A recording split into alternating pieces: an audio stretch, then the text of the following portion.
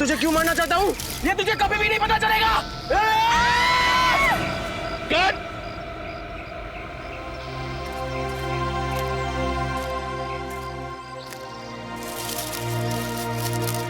यार पता नहीं क्यों मजा नहीं आ रहा है। राइटर ने इतना अच्छा इस सीन को लिखा है और तुम दोनों इस सीन को उस मंजिल तक नहीं पहुंचा पा रहे हो। माफ कीजिएगा सर, एक और बारी कोशिश करते हैं। हाँ हाँ अच्छा विजय, तुम अपने डायलॉग के पॉज पे ध्यान दो, बहुत फास्ट बोल रहे हो। Okay okay sir.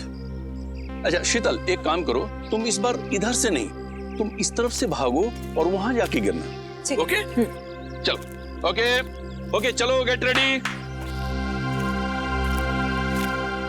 Role sound, roll camera. खिलाड़ी की कसम, scene number 150, shot 1, take 5, action. रुक जा, मैं तुझे मार दूंगा। रुक जा, मैं तुझे मार दूंगा। कट। शीतल, तुमने सब गड़बड़ कर दिया। तुम इतनी जल्दी क्यों गिरी? तुम्हें और भागना था। यार क्या बोलूं मैं, तुमने सब गड़बड़ कर दिया यार, और भागना था। इतनी जल्दी क्यों गिर गई तुम? सर वो पता नहीं आप पैर में आके कुछ अटक गया और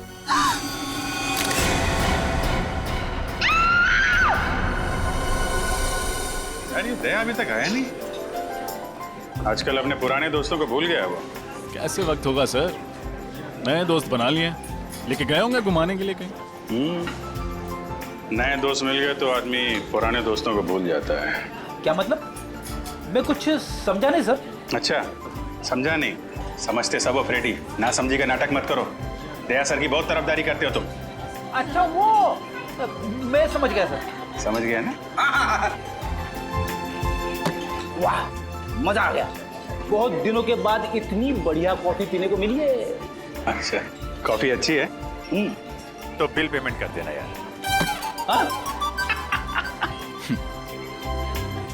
वैसे सर आपको मानना पड़ेगा, आप अपने पुराने दोस्तों को नहीं भूले। तो फिर कहाँ लेके गए थे डॉक्टर तारिका को खाने पे?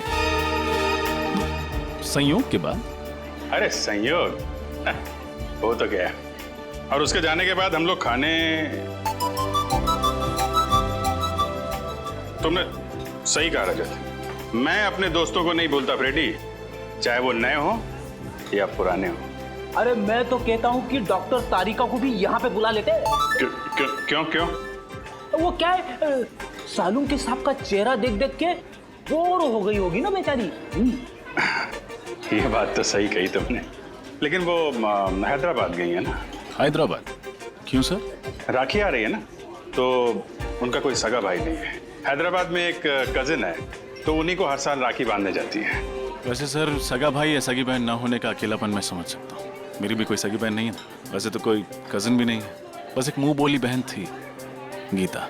ठीक मतलब आप कहाँ हैं? सर बचपन में मेरी पड़ोसी थी, हर राखी पर मुझे राखी बांधा करती थी। फिर स्कूल के बाद मुझे हायर स्टडीज के लिए बाहर जाना पड़ा। जब लौटा तो देखा कि गीता वहां से चली गई थी। सर तब से हर साल उसे राखी पर बहुत मिस करता हूँ। उम्मीद करता हूँ जहाँ भी होंगी बहुत खुश होंगी, और तुम्हें भी उतना याद करती होंगी जितना तुम उन्हें याद करते हो। आप चिंता मत करो, मैं भगवान से प्रार्थना करूंगा कि वो तुम दोनों को जल्द से जल्द मिला दे। इस बार की राखी आपके लिए खुशियां लेके आएगी।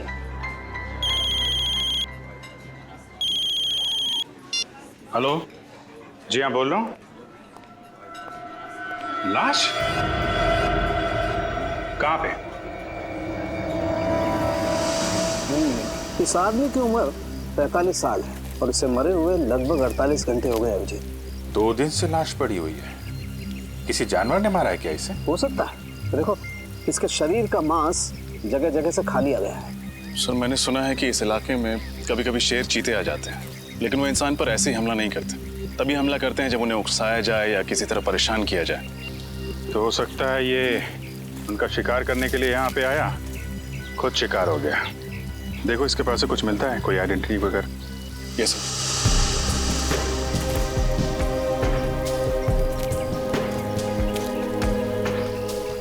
जेबें खाली हैं सर, ना कोई आइडेंटिटी है, वॉलेट भी नहीं। वॉलेट नहीं है, कहीं ये खून लूटपाट के लिए तो नहीं हुआ? लुटेरों ने पैसे के लिए इसका खून कर दिया और फिर लाश की ऐसी हालत कर दी जैसे कि किसी जानवर ने खाया हो। अभिजीत, इसे जानवर ने खाया या ये किसी आदमी का काम है, ये तो फॉरेंसिक लैब में ले जाकर के ही पता चलेगा, जहाँ इसके शरीर की अच्छी तरह से जांच हो। ठीक है, वहाँ डॉक्टर तारिका भी हैं आपकी मदद के लिए, तो नहीं, मेरा ये मतलब नहीं था सर। रजत, तुम देखो आसपास कुछ मिलता है क्या, तब तक मैं इधर थोड़ा। यस जी। तो आप शॉट के लिए वहाँ से भागते हुए इस तरफ आई और लाश से आपका पैर टकराया और आप गिर गई, है ना? जी सर। आपने बताया कि कई बार आप वहाँ से भागते हुए आई, बार बार भागना पड़ा आपको ना? जी सर, ये 5वां टेक था। 4 बार टेक हुआ मगर ओके नहीं हुआ। तो 4 बार जब आप भाग के आई तो आपको ये लाश नहीं दिखाई पड़ी? सर वो मुझे सर ने पहले उस तरफ से भागने को बोला था और बाद में फिर इस तरफ भागने को बोला, तो आखिरी टेक में मेरे भागने की दिशा ही अलग करती थी। आपने बोला? जी सर, मैंने कहा था मगर मुझे नहीं पता था कि यहाँ पे लाश पड़ी है। कितने दिन से शूटिंग कर रहे हैं आप लोग यहाँ पे? सर जंगल में आज पहला और आखिरी दिन है। फिल्म का क्लाइमेक्स शूट कर रहे थे हम लोग, और पता नहीं आज कुछ काम हो पाएगा कि नहीं। यहाँ पे एक लाश पड़ी हुई है इस हालत में और आप फिल्म में अटके हुए हैं। सर ये ब्रेसलेट मिला है सर, वहाँ झाड़ियों में पड़ा हुआ था। लड़की का लगता है। आपका ब्रेसलेट है ये? नहीं सर। ये ब्रेसलेट कोई पहचानता है? जी नहीं सर। सर हो सकता है ये ब्रेसलेट उस लुटेरे के हाथ से गिर गया हो। ये भी हो सकता है कि लूटने वाला कोई लड़की हो। अरे डॉक्टर तारिका, आप कब आई हैदराबाद से? बस अभी आई, करीब 1 घंटे पहले। और आते ही सीधा लैब? क्या डॉक्टर साहब, इनको आराम करने दिया होता, आप काम करा रहे हैं? अरे यार, गलती हो गई। मुझे तो लगा अभिजीत तारिका को तुम लैब में देख करके खुश हो गए यार। चलो भेज देते। तारिका तुम जाओ यार, आराम करो। नहीं, आ गई हैं तो रहने दीजिए। बड़ी खुशी हुई जान के कि आपको मेरी खुशी की कितनी फिक्र है। वैसे लाश के बारे में भी कुछ बता देते तो खुशी बढ़ जाती। हाँ, बढ़ाते हैं तुम्हारी खुशी। अभिजीत, इस आदमी की मौत जानवर के खाने से ही हुई। तो ये खून नहीं है? नहीं है, खून ही है, क्योंकि इस खून के पीछे इंसानी दिमाग है। पर सर अभी अभी आपने कहा कि इनकी मौत किसी जंगली जानवर के खाने की वजह से हुई, पर इनकी मौत के पीछे दिमाग किसी इंसान का है। कुछ समझ में नहीं आया सर। मैं समझाता हूँ। देखो श्रेया, बात ऐसी है कि जहाँ जहाँ पर इस लाश को जानवरों ने खाया है, काटा है, वहाँ वहाँ पर इसे हेमरेजिक स्टेनिंग हो गई है। Haemorrhagic staining? इसका मतलब जब वो जानवर इसे खा रहे थे उस वक्त ये जिंदा था। मगर तारिका, आमतौर पे तो जानवर इंसान को पहले मार के फिर उसके बाद खाता है, लेकिन इस केस में ऐसा नहीं हुआ। क्यों? क्योंकि इस केस में खूनी ने बहुत लंबी प्लानिंग की थी सचिन। पहले तो उसने कैरोल बेनेट नाम का दिया इसे, जिसे इसे लकवा मार गया और उसकी चलने फिरने की क्षमता बिल्कुल खत्म हो गई। और फिर खूनी इसे बेसहारा ऐसे ही छोड़ गया जंगल में, जंगली जानवरों के लिए। और जाते जाते खूनी ने इसकी कलाई भी काट डाली। कलाई में से खून बहने लगा और खून की गंध सूंघकर जंगली जानवर आ गए इसे खाने के लिए। बड़ी बेरहमी से खून किया गया ऐसा इसका। एक इंसान दूसरे इंसान के साथ ऐसा कैसे कर सकता है? मुजरिम इंसान कहाँ होता है सचिन?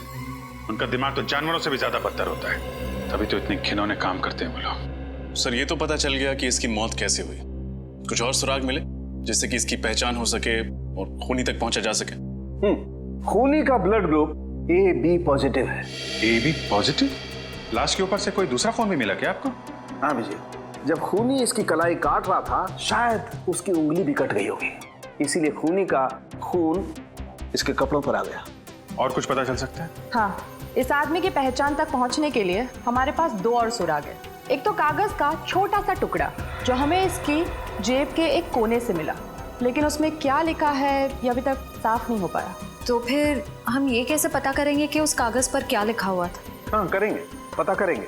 उस कागज को बहुत ध्यान से, बहुत अच्छी तरह से साफ करना पड़ेगा और फिर जो अक्षर मिट गए उन्हें अच्छी तरह से दोबारा उभारना पड़ेगा। और वो दूसरा सुराग?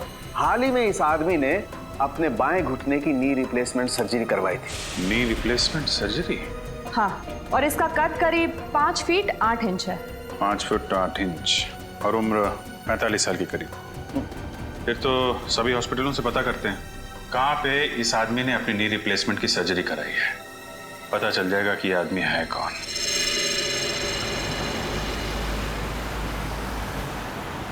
तो उस आदमी का नाम शेखर कुमार है जिसकी लाश हमें मरकटाला के जंगल में मिली। हाँ सर, वो एक माइक्रोबायोलॉजिस्ट है और आरबी रिसर्च सेंटर में काम करता है। RB research centre? हाँ सर। वैसे सर ये माइक्रोबायोलॉजिस्ट होता क्या है? साइंस नहीं पढ़ी क्या?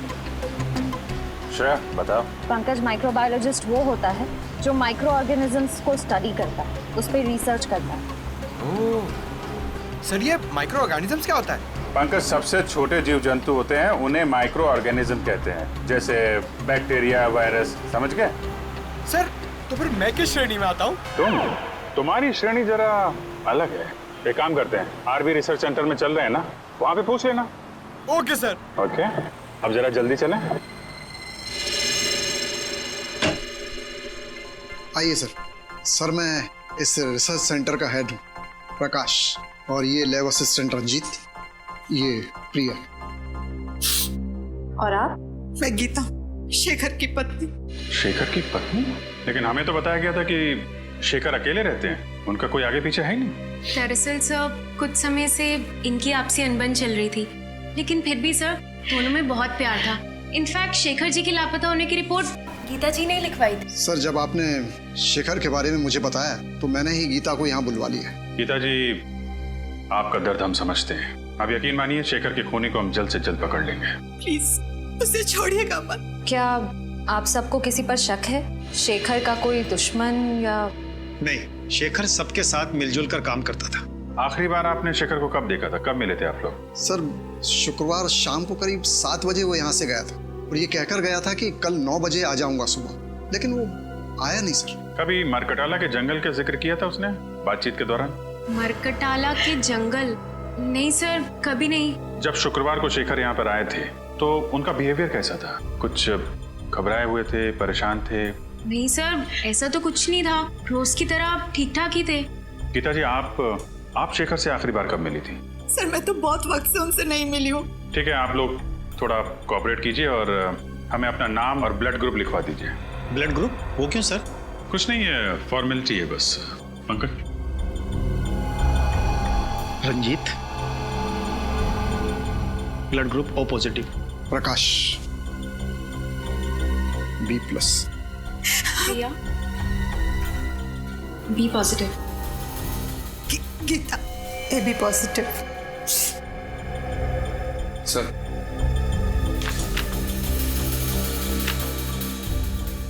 गीता जी, आपका ब्लड ग्रुप AB पॉजिटिव है? जी हाँ।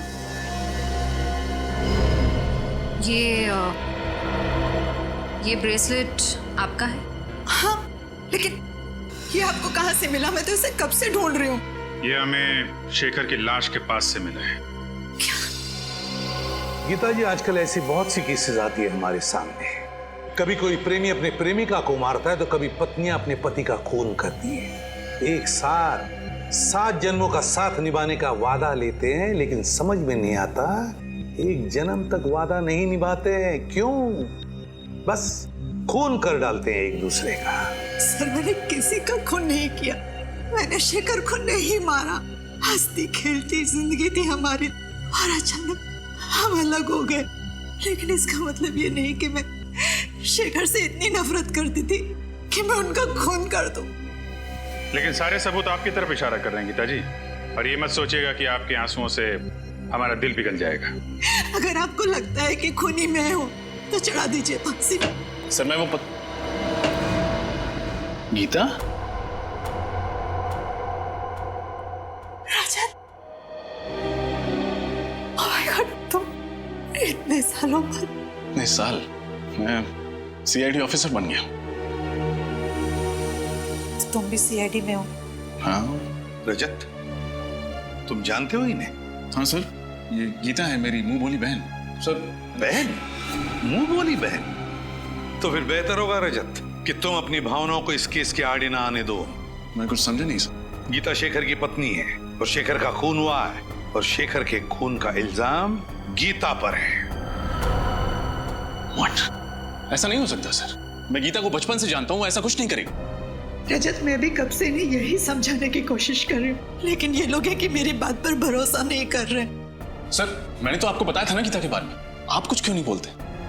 रजत, रिश्ते अपनी जगह हैं और ड्यूटी अपनी जगह है। फिलहाल सारे सबूत यही कह रहे हैं कि गीता ने शेखर का खून किया है। रजत, मैंने किसी का खून नहीं किया।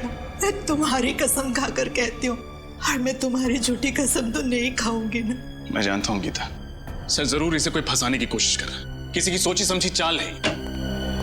सर, सालुंके साहब की रिपोर्ट के हिसाब से शेखर के कपड़ों पे जो खून लगा था वो गीता जी का है।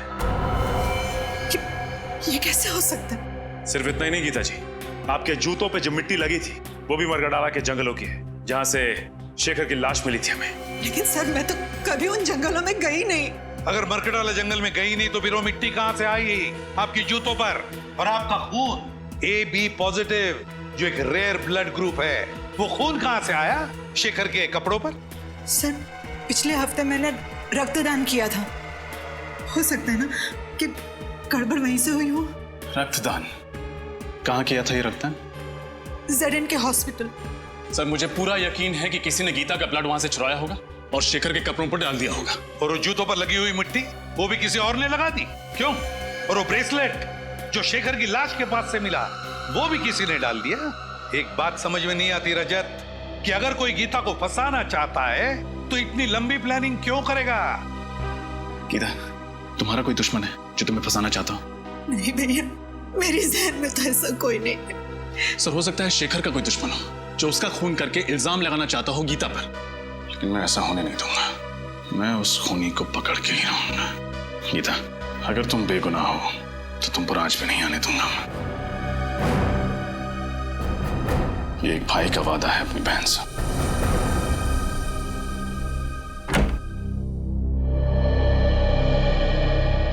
आइए सर, आप लोग यहाँ रक्तदान के लिए आए हैं?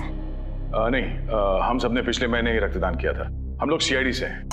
आपसे कुछ जानकारी लेने आए हैं। CID से?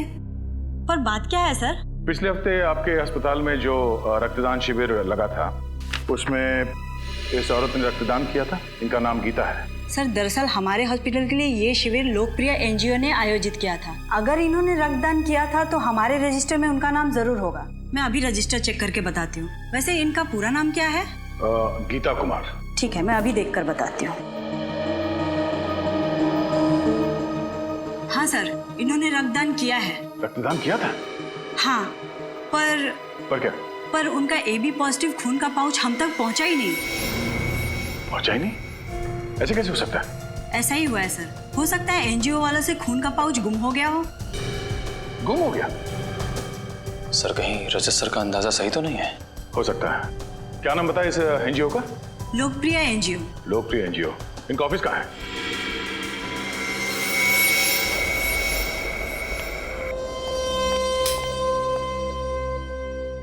आपको लगता है सर शेखर के घर से हमें उनके खूनी का कोई सुराग मिलेगा? ये तो घर की तलाशी लेने के बाद ही पता चलेगा। एक काम करो, तुम वहां देखो, मैं यहाँ देखता हूँ। सर, ये देखिए शेखर जी की रिसर्च लैब, उनकी काम करने की जगह। देखो, कुछ मिलता है क्या?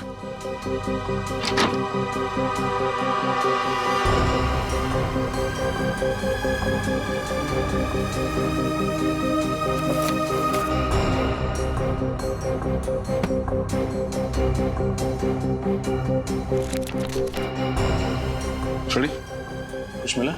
अभी तक तो नहीं सर।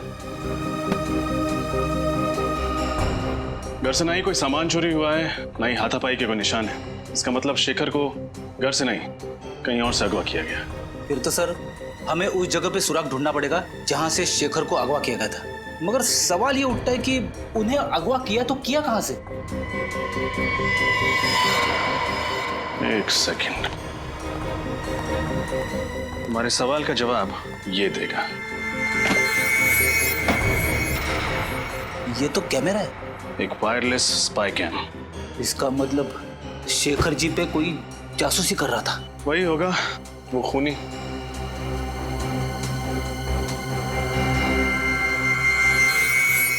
शेडी, तुमने एक बात नोटिस की? क्या? इस स्पाई कैम का लेंस ठीक उस तिजोरी की ओर है। मतलब सर उस तिजोरी में जरूर कुछ ऐसी चीज है जो शायद इस जुर्म की जड़ है। देखते हैं।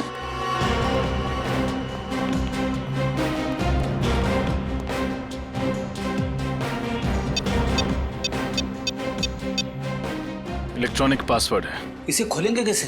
ये तो किसी एक्सपर्ट से खुलवाना पड़ेगा और साथ ही ये भी पता लगवाना पड़ेगा कि ये स्पाई कैम्प किसने खरीदा और कहां से।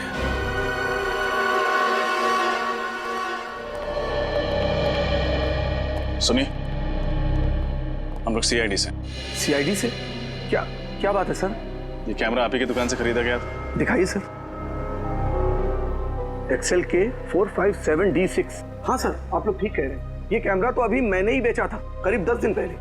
आपको याद है किसको बेचा था आपने? वैसे हर ग्राहक की सूरत पहचानना नामुमकिन है, लेकिन उस आदमी को मैं भला कैसे भूल सकता हूँ। क्यों भाई, ऐसी क्या खास बात थी उसमें?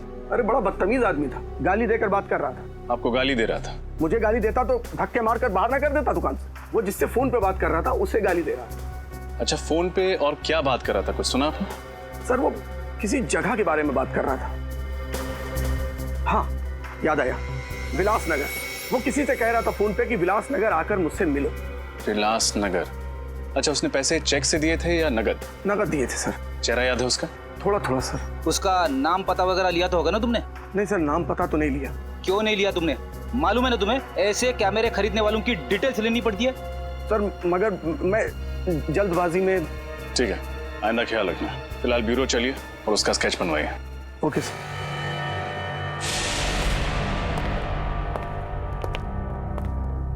कहिए सर, मैं आपकी क्या मदद कर सकता हूँ?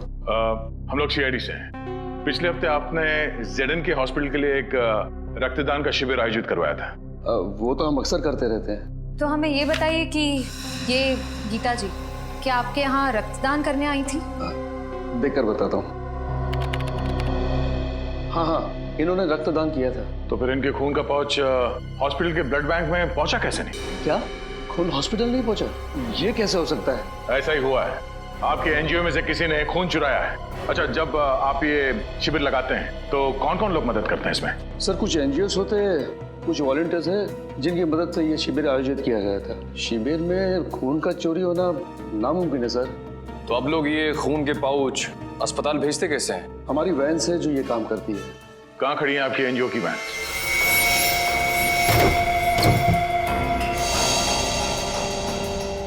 ध्यान से देखो, कुछ ना कुछ जरूर मिलेगा यहाँ।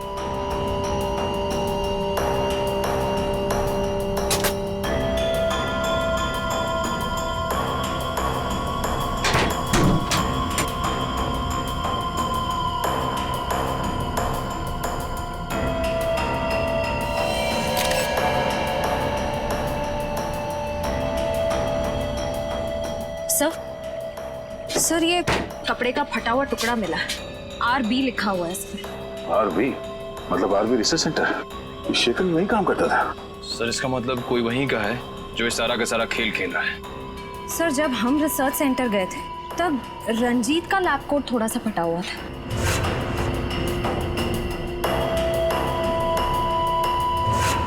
कहीं सबके पीछे उसी का हाथ तो नहीं? रंजीत?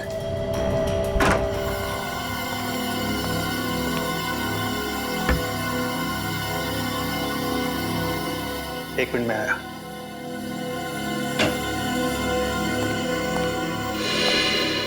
आप लोग सर, खूनी मिल गया क्या?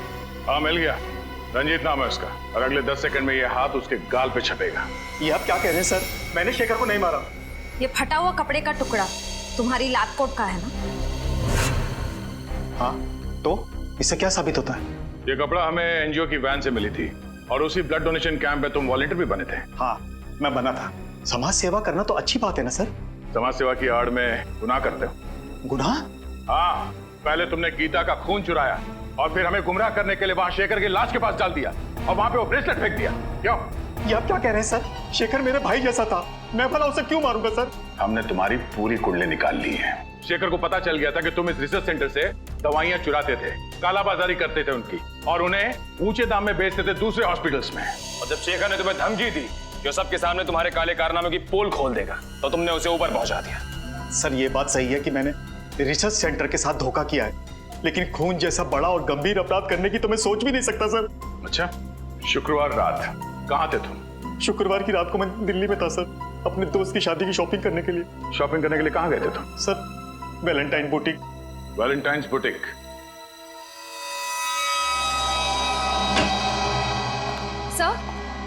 सर रंजीत सच कह रहा है। जिस वक्त शेखर का खून हुआ उस वक्त वो वाकई दिल्ली में ही था। वैशाली नगर के वैलेंटाइन बुटीक में शॉपिंग कर रहा था। रंजीत दिल्ली में ही था? तो फिर अगर रंजीत ने नहीं फंसाया तो फिर गीता को फंसाया किसने? सर मुझे इस बात की बहुत खुशी है कि आपको भी अब लगता है कि गीता निर्दोष है। रजत, जब तक असली मुजरिम पकड़ में नहीं आता मैं हर किसी को शक की नजर से ही देखता हूँ। सर, उस कैमरे की दुकान वाले ने स्केच बनवा दिया सर। बड़ा छटा हुआ बदमाश लगता है ये। कंप्यूटर में चेक किया?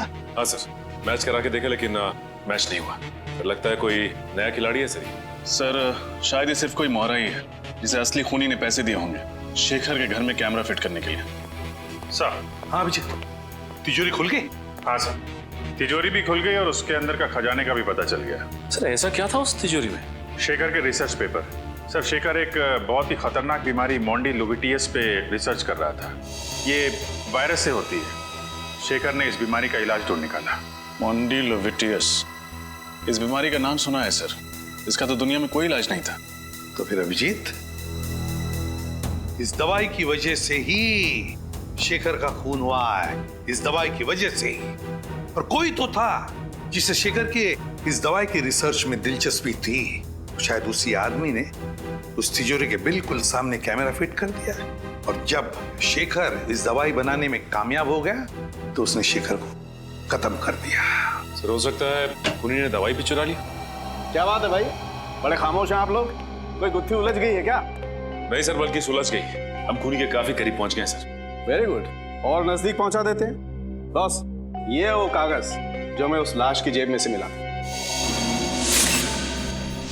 HOLAD। HOLAD? होटल या हॉस्पिटल हो सकता है। सचिन, चेक करो कंप्यूटर में।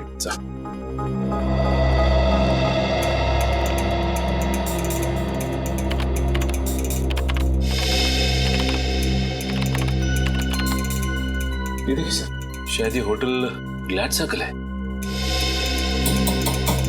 होटल ग्लैड सर्कल ही है। होटल ग्लैड सर्कल विलासनगर में है।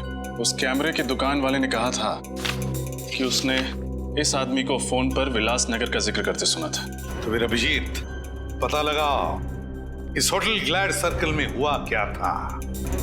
Vilasnagar, hotel glad circle. आज मेरी वाइफ का उपवास है, मैंने खाना नहीं खाया। तो ये बात मुझे क्यों बता रहे हो? अरे वो रेस्टोरेंट में आए ना, इसीलिए भूख लग गई। घर में भाभी भूखी है और तुम्हें खाना खाना है, घर जाके खाना। जी कहिए। आप यहाँ के मैनेजर हैं? जी हाँ, मैं ही हूँ, कहिए। हम लोग CID से। अरे CID वाले हमारे यहाँ खाने पे आए हैं, ये तो हमारे होटल वालों के लिए बड़े सौभाग्य की बात है। नहीं, एक्चुअली हम लोग यहाँ खाना खाने नहीं आए, एक केस की तहकीकात के सिलसिले में आए हैं। अब जरा ये फोटो देखिए। ये आदमी 2 दिन पहले आपके यहाँ खाना खाने आया था क्या? सर यहाँ तो पता नहीं कितने लोग आते जाते रहते, अब ये कैसे पता लगेगा कौन आया और कौन गया? इस CCTV कैमरा के जरिए उसका फुटेज देख सकते हैं? जी सर, आइए।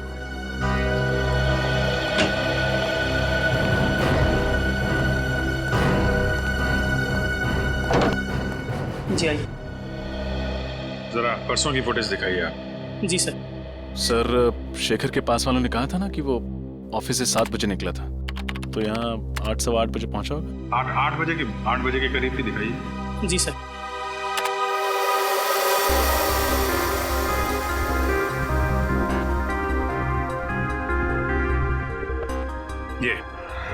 ये आया शेखर 8:12 पे। सर शेखर के साथ जो दूसरा आदमी बैठा है वो है कौन? उसकी शक्ल तो दिख नहीं रही है। थोड़ा फॉरवर्ड करो, शायद इधर उधर देखे तो शक्ल दिखाई पड़ जाए। जी सर।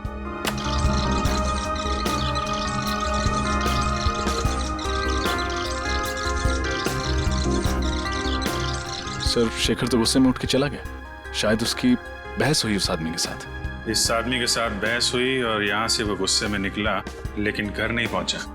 हो सकता है इस दूसरे आदमी ने ही काम तमाम कर दिया शेखर का। 1 मिनट पॉज करो। जी। यहाँ पे जूम करना, थोड़ा और।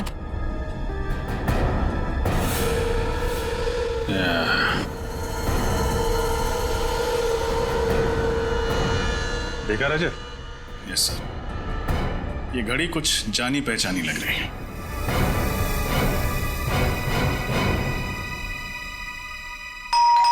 कौन है इस वक्त? आ रहा जी कहिए। हम लोग सीआईडी से। प्रकाश जी अगर पे साहब तो बाहर जाने वाले और जल्दी में भी है। आप लोग? आई एम सॉरी, लगता है हम लोग गलत वक्त पर आ गए। आप शायद कहीं बाहर जाने वाले थे? जी तुम अंदर जाओ। जी कई दिनों से मैंने कोई फिल्म नहीं देखी थी, तो एक अच्छी सी फिल्म लगी, मैंने सोचा देखा था। अरे वाह प्रकाश जी, आपके एक माइक्रोबायोलॉजिस्ट की मौत हो चुकी है और आप फिल्म देखने जा रहे हैं। देखिए सर, शेखर की मौत का गम मुझे भी है, लेकिन इसका मतलब ये नहीं कि मैं अपनी जिंदगी जीना छोड़ दूं। ये बात तो है। वैसे आपको थिएटर जाने की जरूरत नहीं पड़ेगी, हम आपको फिल्म दिखाएंगे। फिल्म? फिल्म का नाम है शेखर की मौत। शेखर की मौत? जी हाँ, और फिल्म का हीरो है शेखर, जो मारा जाता है। और मारने वाले का नाम यानी कि विलेन का नाम है प्रकाश, यानी आप। समझ में नहीं आ रहा है, आप लोग ये क्या बकवास कर रहे हैं? अरे आप सीआईडी से, इसका मतलब ये नहीं कि आप मुझ पर कुछ भी इल्जाम लगाते जाएं। हम बेबुनियाद इल्जाम नहीं लगा रहे हैं आप पर। आप शेखर की जासूसी कर रहे थे ना? जासूसी? हाँ जासूसी। ये कैमरा सबूत है इस बात का। जी वो क्या ये वो क्या जबान क्यों लड़खड़ाने लगी तुम्हारी? सर ये सच है कि मैंने शेखर की जासूसी की थी, लेकिन आप मेरा यकीन मानिए, मैंने उसे मारा नहीं। अगर आपने उसे मारा नहीं तो फिर उसकी जासूसी क्यों कर रहे थे? क्योंकि उसने एक खास वैक्सीन का आविष्कार किया था। अगर वो उसे इंटरनेशनल मार्केट में बेच देता, अरबपति बन जाता। लेकिन शेखर के लिए दौलत से ज्यादा मायने रखता था देश प्रेम। वो अपना ये वैक्सीन भारत सरकार को देना चाहता था। विदेशी कंपनियों को अपने देश की धरोहर बेचकर वो अपनी तिजोरी नहीं भरना चाहता था। जी हाँ, उसकी यही आदर्शवादी विचार मुझे पसंद नहीं थे। देश से प्रेम मैं भी करता हूँ, इसका मतलब ये नहीं कि हम अपने बारे में सोचना छोड़ दें। और आपने अपने बारे में सोचा। आपने पहले शेखर की जासूसी की, फिर उसका फॉर्मूला हथियाया, और जब आपका काम हो गया तो आपने उससे अपने रास्ते से हटा दिया। आप ये कैसी बातें कर रहे हैं? शेखर मेरा दोस्त था, मैं उसे क्यों मारूंगा?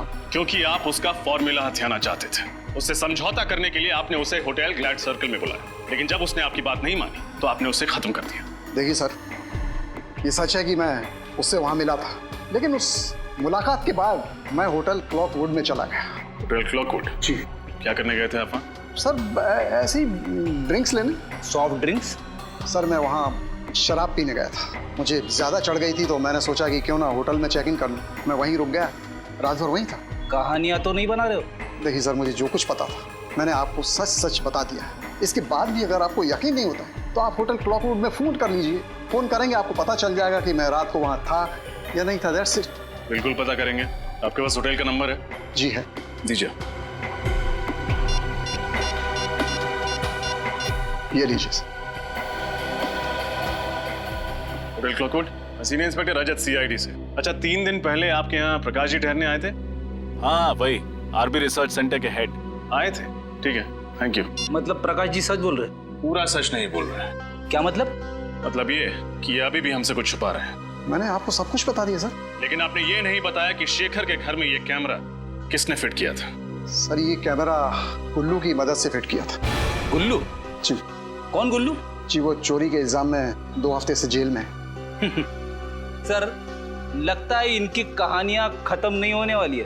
एक काम करते हैं, इनको ब्यूरो ले जाते हैं, वहीं सुनेंगे इनकी कहानियां। सर, ये प्रकाश बिल्कुल सच कह रहा है सर। गुल्लू 2 हफ्ते से जेल में ही है।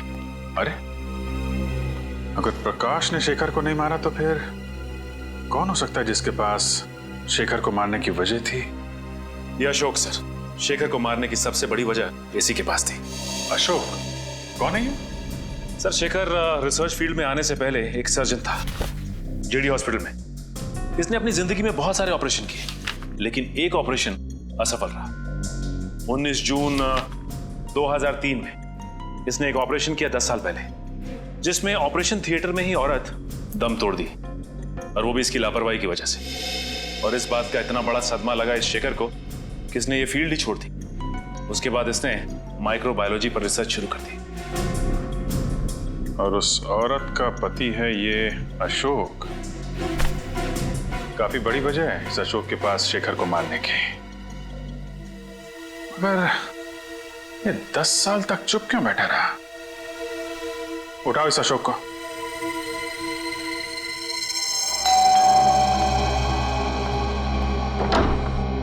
जी कहिए। जी हम लोग सीआईडी से। अशोक जी हैं घर पर? आप अशोक जी से मिलने आए हैं? हाँ, मगर आप ये किस लिए पूछ रही है? नहीं, बस थोड़ी सी हैरानी हुई। ज्यादातर उनसे कोई मिलने नहीं आता, इसलिए। अच्छा, खैर हम उनसे मिलना चाहेंगे। आइए।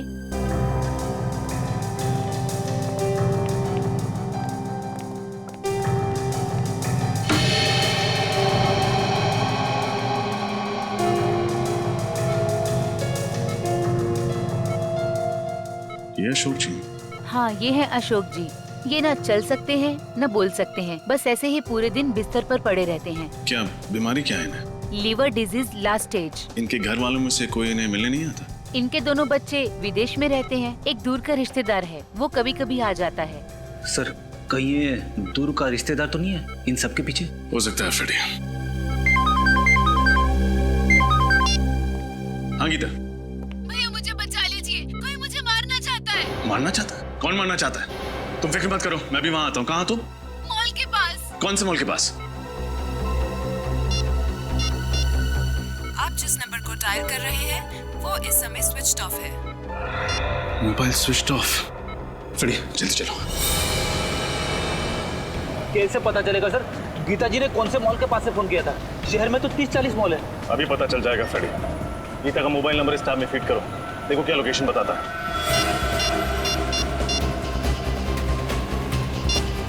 सर, गीता जी का मोबाइल मॉल से आगे निकल गया। मॉल से आगे निकल गया? हाँ सर। कहाँ?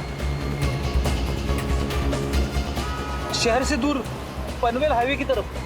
पनवेल हाईवे की तरफ? अरे ये क्या हो गया? क्या हुआ? गीता जी का मोबाइल ट्रेस होना बंद हो गया। ट्रेस होना बंद हो गया? हाँ सर। एक काम करो, मोबाइल कंपनी को फोन करो, देखो वो ट्रेस कर पाते हैं कि नहीं।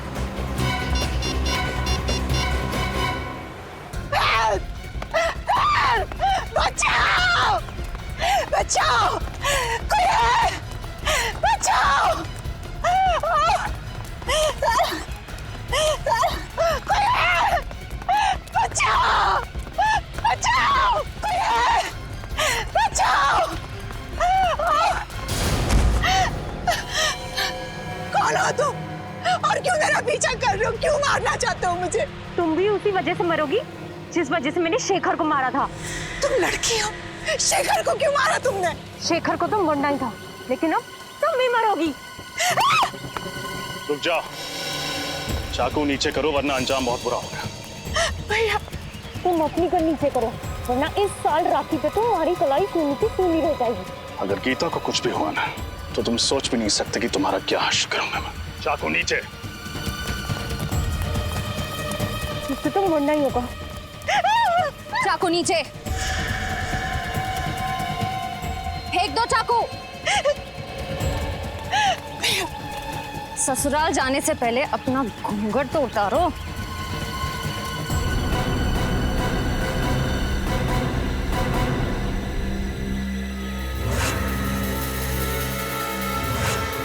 प्रिया, तुम?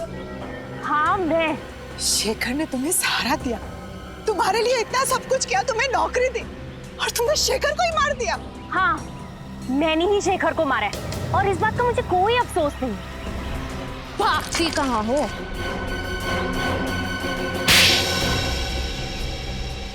बोलो, क्यों किया तुमने ये सब? मैंने जो भी कुछ किया अपनी माँ की मौत का बदला लेने के लिए किया। माँ की मौत का बदला? मैं सिर्फ 10 साल की थी जब ऑपरेशन थिएटर में मेरी माँ ने तड़प तड़प के अपना दम तोड़ दिया, सब उस शेखर की वजह से। ओह, तो तुम अशोक की बेटी हो? हाँ। शेखर 2 दिन से सोए नहीं थे, वो ऑपरेशन करने की हालत में भी नहीं थे। मैंने उन्हें बहुत समझाने की कोशिश की, लेकिन उन्होंने मेरी एक नहीं सुनी, और इस बात के लिए मैंने उन्हें कभी माफ नहीं किया। अरे तो फिर आपने ये बात हमें पहले क्यों नहीं बताई? इस बात का कभी जिक्र ही नहीं हुआ कि मैं आप लोगों को बताऊं। मेरी माँ के गुजरने के बाद मेरे पिताजी ये सदमा बर्दाश्त नहीं कर पाए। अब ना तो वो चल फिर सकते हैं और ना ही कुछ बोल सकते हैं। इसलिए तुमने शेखर का खून कर दिया और गीता को फंसाने के लिए उस एनजीओ वैन से उसका ब्लड पाउच चुराया और शेखर के कपड़ों पे डाल दिया। गीता का ब्रेसलेट भी तुमने उसकी लाश के पास छोड़ दिया। इतना ही नहीं, गीता के जूतों में जो मिट्टी मिली वो भी तुमने ही लगाई थी। और रंजीत को फंसाने के लिए उसके कोट के कपड़े का टुकड़ा वहाँ एनजीओ वैन में छोड़ दिया। क्यों? हाँ, मैंने सब कुछ किया। माना कि तुम्हारे साथ जो हुआ वो बहुत बुरा हुआ, लेकिन एक गलती की सजा एक और गलती नहीं होती। तुम्हारी माँ को कितनी तकलीफ हो रही होगी ये सोच के कि उनकी वजह से उनकी अपनी बेटी एक खूनी बन गई। तुमने एक बार भी अपने बीमार पिता के बारे में नहीं सोचा? अगर अदालत तुम्हें फांसी देती है तो उनकी देखभाल कौन करेगा? मैं बदले की भावना में अंधी हो गई थी। शेखर का खून किया तुमने और तुम्हें सजा तो होकर रहेगी। Thank you so much. अगर आज आप लोग सब नहीं होते तो या तो मैं जेल में होती या जिंदा ही नहीं होती। ऐसा कुछ भी नहीं होता। मुझे पूरा यकीन था कि तुम बेगुनाह हो और सीआईडी के रहते हुए कभी किसी बेगुनाह को सजा हो ही नहीं सकती। ये बात तो है। अरे भाई रजत, इतने दिनों बाद तुम्हारी बहन तुम्हें मिलने आई है तो कुछ मिठाई विठाई नहीं खिलाओगे?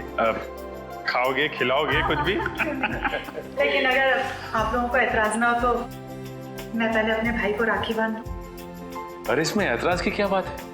भाई की कलाई पे राखी बांधना तो हर बहन का अधिकार है। प्लीज। और राखी बंधवाने के बाद अपनी जेब खाली करना हर भाई का अधिकार है।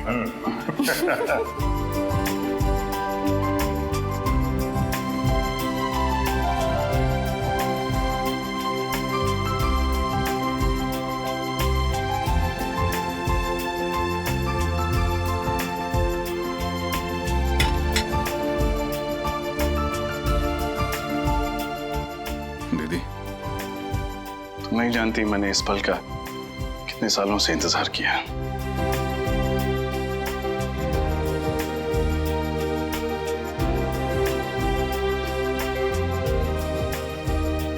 हमेशा खुश रहो, हंसती रहो। तुम्हारी जिंदगी सिर्फ खुशियों से भर जाए। और याद रखना, जब भी तुम्हें जरूरत हो तुम्हारा भाई हमेशा तुम्हारे साथ।